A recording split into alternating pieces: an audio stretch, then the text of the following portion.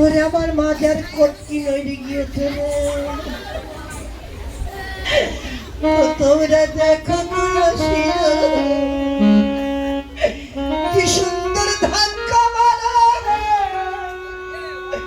আমার পাছের উপর দিয়ে। ও দিদিমণি, ও দিদিমণি গোয়া কি হলো?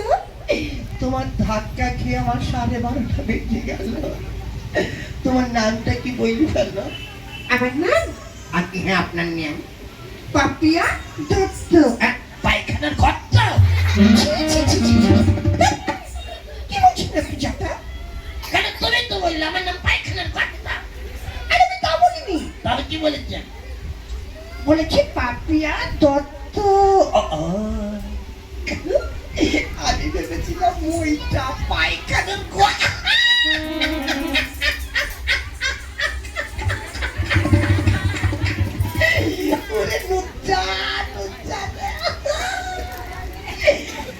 দিদিমণি, হ্যাঁ বলুন। আজকে এখানে কি পালা হবে? আজকে পালা? আজকে হ্যাঁ, আজকের পালা কি মা? কি জানো? কি হল দিদিমণি, হারিয়ে গিয়েছে? হ্যাঁ, নাকি ওই বিলের জলে পড়ে গিয়েছে? না না, মানে আমার মনে নেই। তাহলে আর শোনা হলো না, বাড়ি চলে যাই। না না, যাবেন কেন? তাহলে কি করে জানবো? আমার দিদি আছে, আমার দিদি বলতে পারবে। তোমার দিদি শিওর বলতে পারবে তো? আপনি তো ভীষণ অসভ্য। ভাই, আমি কি অসভ্যতা করেছি? আপনি আমার দিদিকে গালাগালি দিলেন কেন?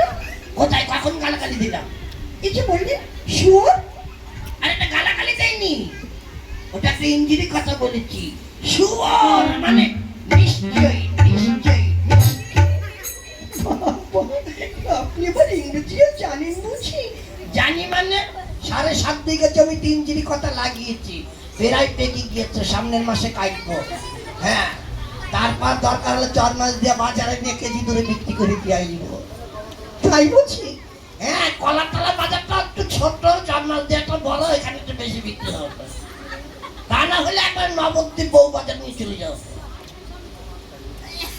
তাই বুঝি? Yes yes. আচ্ছা, ইয়েস মানে কি বলেন তো? কেন ইয়েস মানে পেঁয়াজ, মিট মানে মিঠা কুমড়া, নট